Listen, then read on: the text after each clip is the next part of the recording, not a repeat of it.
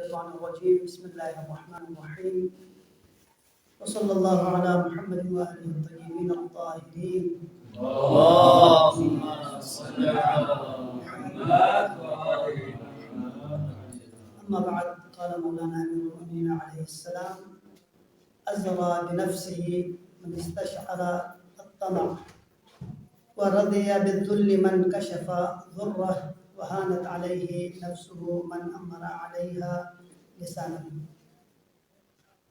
سلسلہ وار گفتگو مولانا امیر المؤمنین علیہ السلام کی کلمات قصار کے حوالے سے چل رہی ہے، اور آج حکمت نمبر 2 کے بارے میں مولا فرماتے ہیں کہ ازرا بنفسی، ازرا کسی کام کو حقیر جاننا، ہونا یا احتقر یا ارذل، اب جس الفاظ سے تعبیر کر لیں یہ تمام الفاظ جو ہے اسی کا جو ہے متبادل الفاظ ہیں۔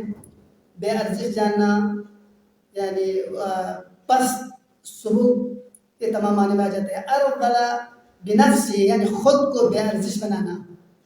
ارذل بنفسی من استشعر الطمع، الاستشعار یہاں پر شعار سے لیا گیا ہے۔ شعار کا لغوی معنی ہے داخلی لباس کو شعار کہا جاتا ہے، جو انسان اپنے ایسا لباس جو جسم کے ساتھ چپک کے رہتا ہو، جسم کے ساتھ رہنے والے اس لباس کو شعار کہا جاتا ہے، جو اس کے ساتھ جو ہے جڑے رہتے ہیں۔ یہاں پر شعار مولا کائنات علیہ السلام نے طمع کرنے والے لوگوں کے ساتھ اس لیے تشبیہ دی ہے چونکہ ان کے دل و دماغ میں ہمیشہ لالچ ہی رہتا ہے اور ہمیشہ دوسروں کے اموال پر ان کی نظر ہوتی ہے۔ اسی وجہ سے من استشعر الطمع، اگر ہم پورے اس جملے کا ترجمہ کر لیں تو اس طرح جس نے طمع کو اپنا شعار بنایا اس نے اپنے آپ کو سبک کیا، اپنے آپ کو حقیر ٹھہرایا۔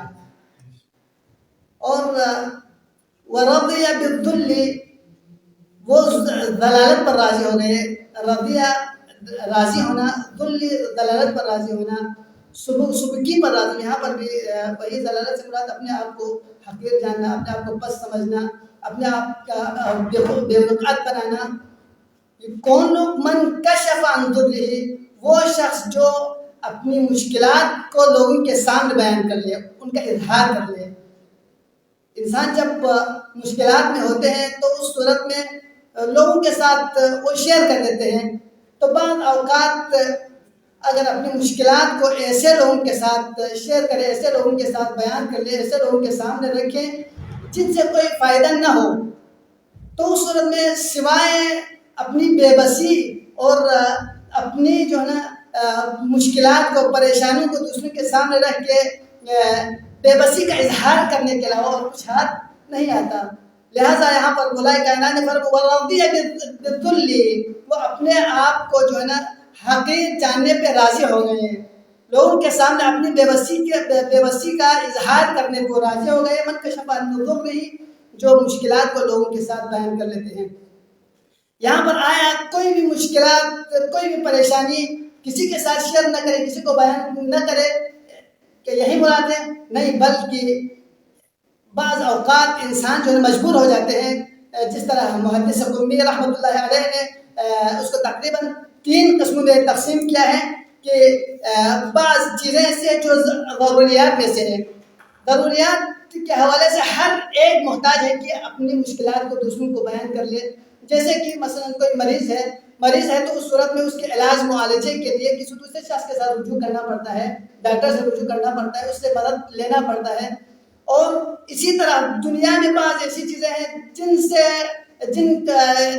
کے لیے کمک لیے بغیر، مدد لیے بغیر انسان کے لیے کوئی راہ حل نہیں ہے۔ وہاں پہ انسان مدد لازماً خداوند عالم نے انسان کی ودیعت میں ہی مدد کو قرار دیا، لہذا وہاں پہ ظلم نہیں ہے۔ اور ایک ہے ضروریات سے ہٹ کے رفاہیات میں، رفاہیات سے مراد یہ ہے کہ ایک بہت پرانے ماڈل کا آپ کے پاس کوئی گاڑی ہے، اب اس نے کام کرنا چھوڑ دیا، کافی حد تک آپ اس سے کام لیا لیکن ابھی وہ آپ کے کام کا نہیں ہے، لہٰذا آپ کو جدید ماڈل کے جو ہے گاڑی لینے کی آپ کو ضرورت ہے۔ تو اس صورت میں یہاں پر بھی آپ جو ہے کسی حد تک ایسے شخص جو اطمینان بخش ہو، جس پہ آپ کو اطمینان ہو، اس سے مدد لے سکتا ہے۔ اور آخری جو ہے وہ ہے تشریفات و تجملات و زینت کے لیے جو چیزیں لی جاتی ہے، اور اسی طرح زیورات وغیرہ، یہ تجملات کے لیے اگر دوسروں سے مدد طلب کر لے تو یہاں پر مولا کائنات علیہ السلام نے کہا کہ اس ضرورت کو لوگوں کے سامنے رکھنے کو کیا قرار دیا؟ ذل قرار دیا۔ اپنے آپ کو حقیر جاننے کے مترادف اپنی ضروریات کو لوگوں کے سامنے پیش کرنے سے اس کی قیمت جو وہ انسان جو ہے کیا کرتا ہے، بے وقت ہو جاتا ہے۔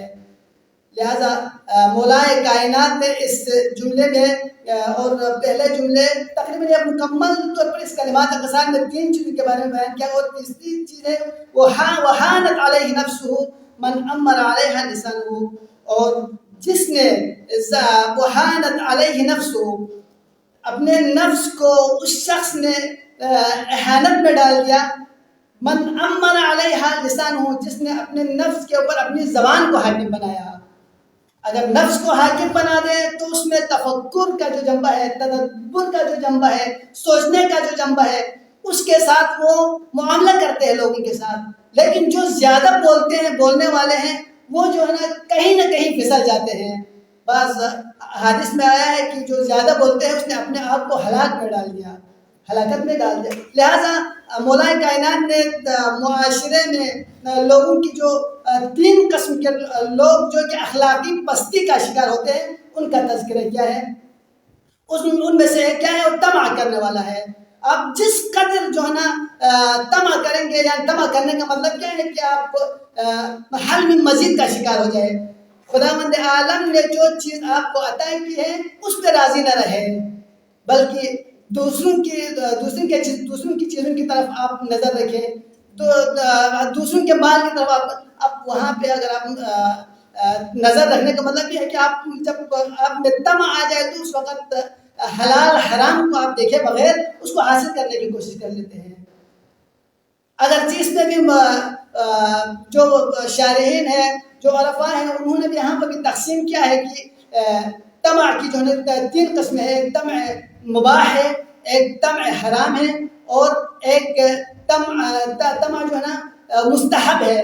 مثلا آپ عبادات میں طمع کر لیں، مثلا کوئی شخص کثرت سے عبادت کر لیتے ہیں تو آپ کا طمع کر لیں کاش میں اس سے زیادہ عبادت کر پاتا، یا میں اس سے زیادہ عابد بن جاتا، تو یہاں پر بہترین چیز ہے۔ یہ طمع کرنا کیا ہے؟ اچھی بات ہے اور اچھی خصلتوں میں سے ہے۔ اور ایک طمع یہ ہے کہ جو جائز ہے، مثلا آپ طمع کر لیں کہ فلان شخص ہدیہ دے رہا ہے تو اس طرح میں وہ ہدیہ کاش مجھے بھی مل جائے، اس ہدیے کی طرف آپ طمع کر لیں، اگر وہ جائز ہے۔ لیکن جو حرام طمع ہے وہ یہ کہ دوسروں کے اموال پر آپ جو ہے نا ناحق نظر رکھنا، دوسروں کے اموال کو کسی طریقے سے حاصل کرنے کا جو سوچ ہے، وہ سوچ کیا ہے؟ حرام طمع میں سے ہے۔ لہذا عزیزان محترم، طمع کے مد مقابل میں قناعت ہے۔ قناعت جب انسان کر دیتے ہیں تو اس صورت میں وہ اس کے طمع کرنے کی ضرورت نہیں ہوتی، وہ خداوند عالم کے عطا کردہ پر راضی ہو جاتے ہیں۔ اللہم وفقنا، اس لیے امام معصوم علیہ السلام نے جو دعا کی شکل میں ہمیں تعلیم دی وہ یہی ہے، اللہم وفقنا لما تحب و ترضی، یعنی جس چیز پہ تو خوش ہے، تو راضی ہے، جس چیز کو تو چاہتا ہے اسی پہ ہمیں خوش رکھے، پھر ہمیں بھی اسی پہ راضی رہنے کی توفیق دے۔ جب انسان خداوند عالم کے عطا کردہ پہ خوش ہو جائیں گے، خداوند عالم کے عطا کردہ پہ راضی ہو جائیں گے، تو اس صورت میں اس کے بعد اس کے لیے پھر طمع کا جو وہ راہ بند ہو جاتا ہے، وہ رکاوٹ دور ہو جاتے ہیں۔ اور خود طمع کہتے کسے ہیں؟ چند ایسی چیزوں کا جو ہے وہ توقع کرنا جس کا وہ مستحق نہیں ہے، ٹھیک ہے جی، جس کا وہ مستحق نہیں ہے۔ یعنی اگر مستحق ہی ہوتا تو خداوند عالم ہی اس کو عطا کر دیتا۔ آپ دیکھیں بعض اوقات ایسا ہوتا ہے کہ انسان کے ضروریات کو دیکھ کے، انسان کے حاجات کو دیکھ کے پروردگار خود عطا کرتا ہے، چونکہ ان اللہ بصیر بالعباد، خداوند عالم کو بندوں کے حوالے سے سب کچھ معلوم ہے۔ لہٰذا کس چیز کا استحقاق رکھتے ہیں خدا بہتر جانتا ہے۔ اگر اس کو زیادہ ہے تو ممکن ہے وہ حرام چیزوں میں خرچ کر لے، انسان پھسل جاتا ہے. لہذا ایسے چیزوں کا طلب کرنا جو اس کا حق نہ ہو اس کو طمع کہا جاتا ہے. یہاں پر امام محمد باقر علیہ السلام فرماتے ہیں خیر المال الثقۃ باللہ. اموال میں سے جو بہترین مال یہ ہے, بہترین ثروت یہ ہے, بہترین خداوند عالم کی طرف سے عطا کردہ نعمات میں سے نعمت یہ ہے کہ خداوند عالم کے اوپر اسے اعتماد حاصل ہو, اطمینان ہو خدا کے عطا کردہ پر اسے یقین ہو.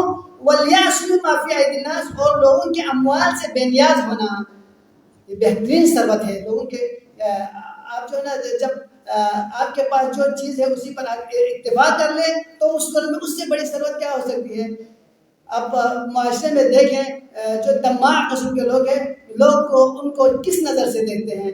لہذا کوشش یہ ہونا, خصوصاً ہم جو صرف طلبہ ہیں روحانیت میں سے ہے, صرف روحانیت میں سے ہے, لہذا ہمیں ان چیزوں کی طرف زیادہ نظر رکھنی ہوگی. اسی طرح امیر علیہ السلام بھی فرماتے ہیں ان سخاء الناس ما فی ایدی الناس لافضل من سخاء البذل. لوگوں کے جو نا ہاتھوں میں جو چیزیں خداوند عالم کی طرف سے عطا کی ہوئی ہے وہ بہترین سخاوت ہے اس چیز سے کہ لوگ اس کو عطا کر دیں. یعنی طمع کے ذریعے, لالچ کے ذریعے, ڈھونڈ کے مانگ کے لانے والی جو چیز ہے اس سے 1000 گنا بہتر ہے وہ چیز جو خداوند عالم نے آپ کو عطا کی ہے. لہذا انسان جس قدر کم چیزوں پہ اکتفا کر لیں گے اس قدر جو ہے نا وہ اسی پہ راضی بھی ہوں گے اور اس کا دل مطمئن بھی ہوگا, اور وہ جو ہے نا مزید چیز کی طلب کے لیے اپنے آپ کو مشکلات میں بھی نہیں ڈالیں گے.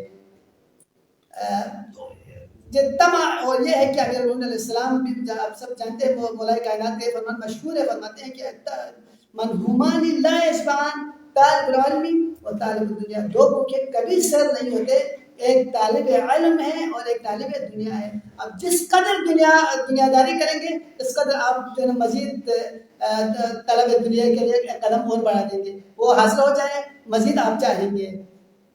لہذا مولا کائنات نے فرمایا کہ وَرَضِيَ بِالذُّلِّ مَنْ كَشَفَ عَنْ ضُرِّهِ وَهَانَتْ عَلَيْهِ نَفْسُهُ مَنْ أَمَّرَ عَلَيْهَا لِسَانُهُ.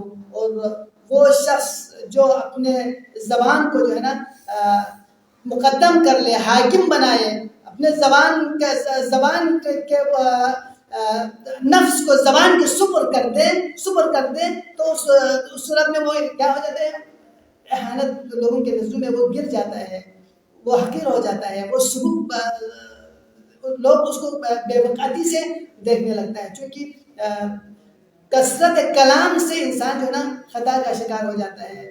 لہذا امیر علیہ السلام کے اس کلام اگرچہ جو ہے نا اس میں بہت سارے احادیث طمع کے حوالے سے بھی ہے اور سخاوت کے حوالے سے بھی ہے, جو ان کلمات میں سے ہر کلام کے مد مقابل میں اس کا جو نا اپوزٹ معنی ہے. مثلا اگر یہاں پہ طمع ہے تو اس صورت میں طمع نہیں ہونا چاہیے, طامع نہیں بننا چاہیے, تو اس صورت میں کیا کرنا چاہیے, وہ قناعت گزار ہونا چاہیے, قناعت پسند ہونا چاہیے. تو قناعت کے حوالے سے حدیث ہے, لیکن ہمارا جو مین ہدف ہے وہ مولا کائنات کے کلام کو جو ہے اگرچہ مختصر ہو اس کو سمجھیں اور اس پر عمل کرنے کی کوشش کریں. پروردگار ہم سب کو ائمہ معصومین علیہ السلام کے فرامین کو سمجھ کر اس پر عمل پیرا ہونے کی توفیق عطا فرمائے. برحمتک یا ارحم الراحمین, صلی اللہ علی محمد و آلہ الطاہرین.